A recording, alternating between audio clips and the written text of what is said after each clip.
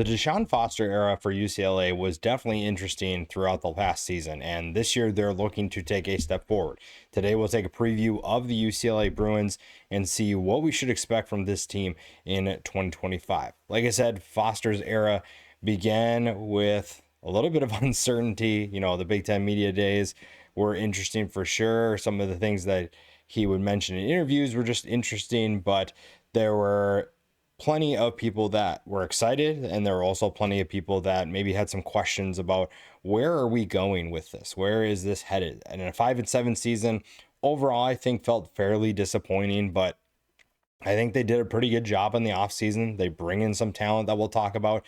They made some changes at a coordinator position, and they're going to bring in guys that are going to help them win. And winning in the Big Ten is not going to be easy, but they're going to try. Foster has done a really good job, I think, of just kind of keeping everyone even keel, keeping everything level.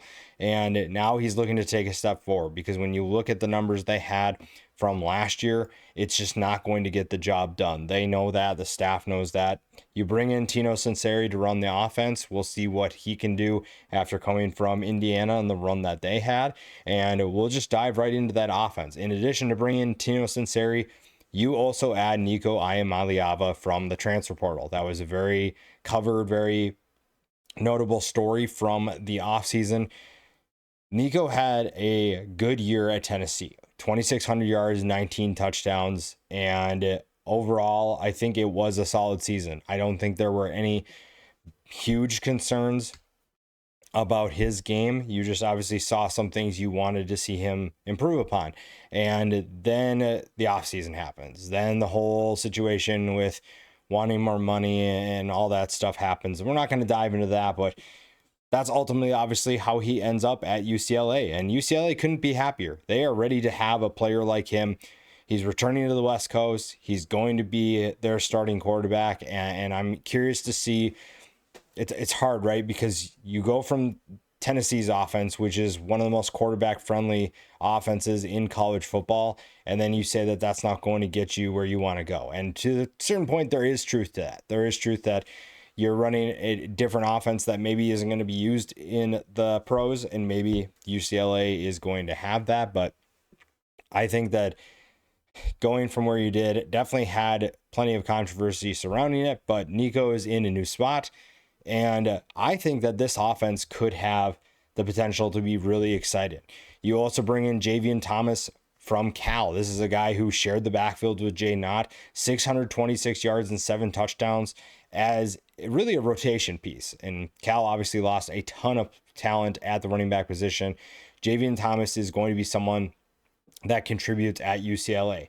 He and Jalen Berger will be a really fun combination. And Nico's not unfamiliar with a good running back tandem.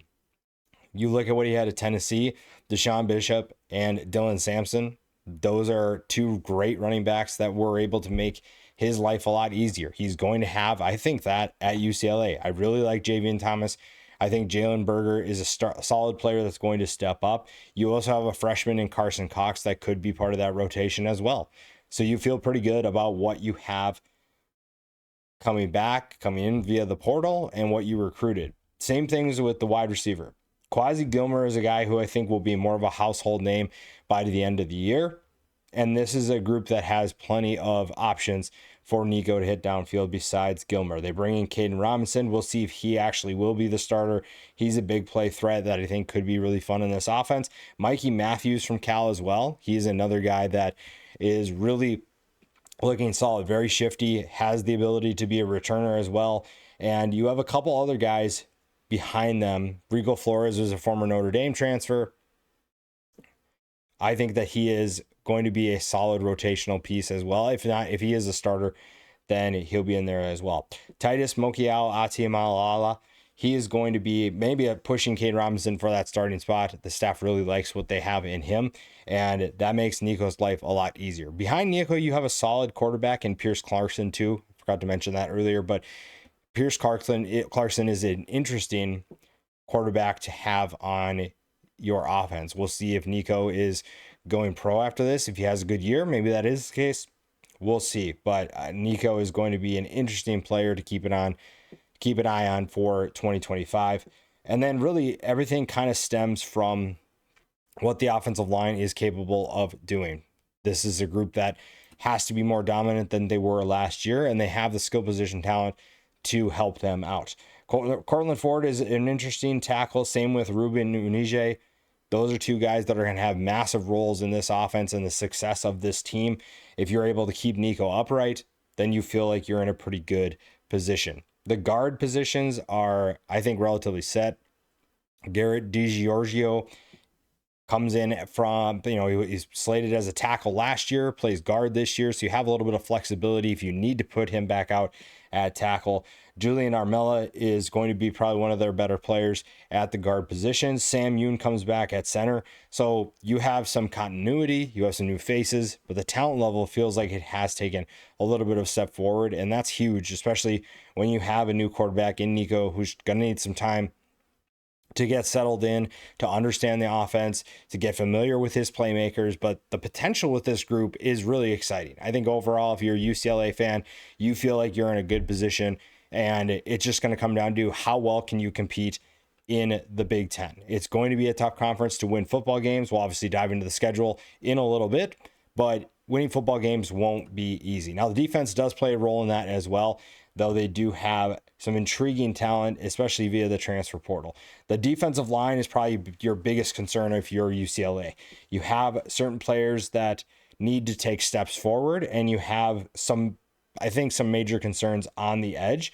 Nico Devalier is going to be one of those guys that is coming in on the edge. Anthony Jones is another edge player that could be disruptive, but again, you don't really have proven commodities at that position. So right now it's kind of wait and see what that group will be.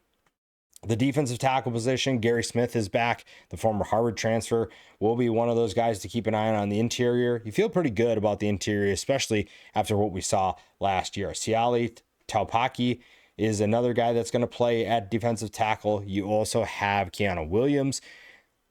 Overall, I think that the defensive tackle position is relatively set and should be a solid group. Now, the edge presence is really where you have those concerns. Defending the pass is going to be challenging if you can't get a pass rush, if you can't be disruptive. And right now, this is a group that definitely has to prove that. After that, though, I think that this defense feels pretty solid. The linebacker position is going to need some depth outside of the first three guys, but they feel pretty good. Jalen Woods is coming back to this team, should be a really fun player to watch in a more prominent role. John Vons could also be part of that as well. Oregon State transfer Isaiah Chisholm is an interesting player to see in this rotation. He is someone that was very productive for the Beavers. Now he's hoping to take a step forward after producing 75 tackles, 5 tackles for loss in 2024. The secondary is full of guys that are really exciting. There are a number of transfers that come in, and this staff feels really good about what they have returning and also what they have coming in via the portal. They have a number of guys that are going to push for starting spots, and that makes for great competition. The cornerback positions will be Robert Stafford from Miami, Andre Jordan from Oregon State. The one returner of this group, in the starting group, I should say, is Croy Stewart. They're really excited about him. I've heard nothing but good things about him in the offseason. He is someone that could take on more of a prominent role in this secondary, should be one of the safeties. Key Lawrence comes in from Ole Miss. He's an experienced player at multiple stops, first at Oklahoma, then at Ole Miss.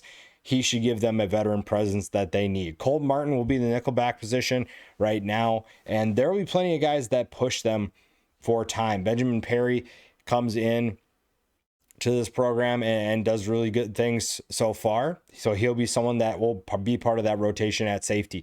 You also have Jameer Johnson, who came in from Indiana, Kanye Clark, and Brian Threets. You have multiple guys that are going to be able to contribute for this team. So that's really exciting if you're a UCLA fan. Now, the schedule is going to be difficult. You're playing in the Big Ten. That's just what it's going to be.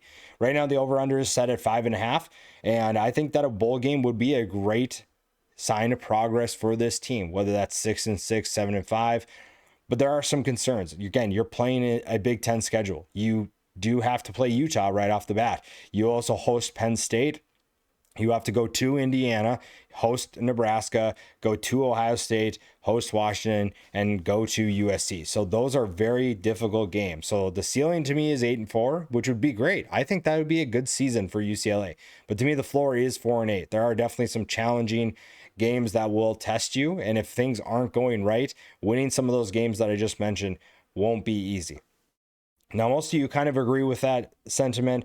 5% think that this is going to be an insane year for UCLA, finishing 1st through 3rd. 17% say 4th through 8th.